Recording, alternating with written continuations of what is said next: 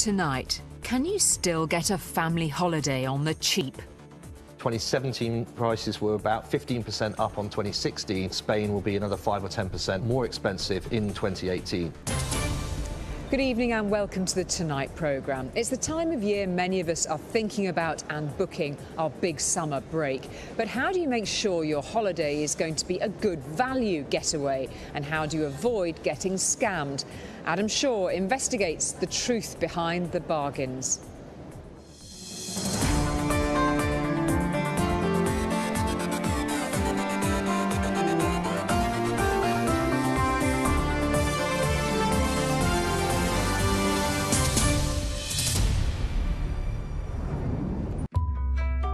There are bargains to be had and smart ways to shop for the best breaks, and we're going to be looking at some of them.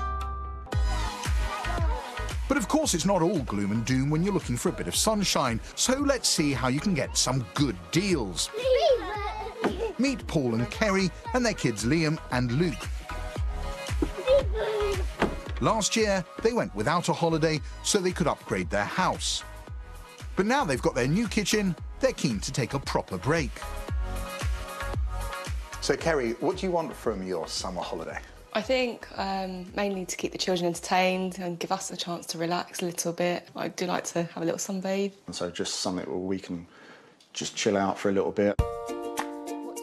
They don't have money to burn, especially as they're also saving up to get married. And it'll have to be peak season because Paul's a teacher and Kerry a part-time teaching assistant. We're both working in schools and we've now got our eldest child in school. So now we're tied to term time for a long time now. Yes, for another 18 years you're looking forward to for peak expensive holidays. So, can they find the perfect getaway without breaking the bank? Meet our holiday experts, package holiday specialist Joel Brandon Bravo and Tom Hall, who champions DIY holidays. They've got the know-how to help, but they don't always see eye to eye.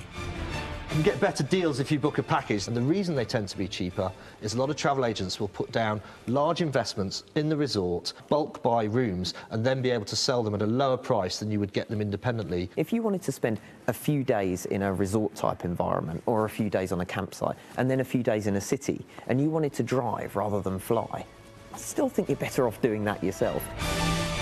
We'll see what our experts find for our family later.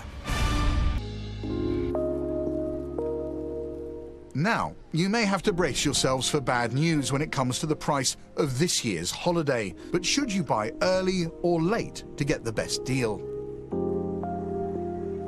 2017 prices were about 15% up on 2016, and one of the largest tour operators in the UK came out saying they think Spain will be another 5 or 10% more expensive in 2018. So the longer you leave it, the likelihood is less choice and probably paying more. If you wait till later in the year, you may well find that the exact place you want to go to is either more expensive or not available at all. But you may also find that other places have suddenly become much better value. So it depends if you're prepared to take a little bit of a risk. And what are the locations which should be on the radar of bargain hunters this year? There are destinations that are coming back on the map after maybe a few years of being less popular. Turkey and Greece being great examples. They're good places to start looking. Well, we're hearing quite a lot of buzz around Montenegro this year. People may be looking for somewhere that's a bit more off the beaten track than maybe Croatia, which was a big destination last year. More unusually, we've heard some good things about even the Polish Riviera. Of course, it's always important to look for the atoll symbol when you're booking. It means the money you spend is protected and you will be flown home in the event of your holiday company going bust. We saw in 2016 the failure of low-cost holidays, and last year in October the failure of Monarch Airlines. That was the largest failure of a British airline in history. What you found was that people who'd booked with an atoll-bonded provider were either refunded if they hadn't gone or repatriated courtesy of the CAA. And what of our family? They wanted a week-long budget holiday at the height of the summer season. Well, our experts have come up with the 3 best options they could find. The The first, a chalet at a campsite in northern France for around £1,000. It'd be about a 4-hour drive from their home in Watford.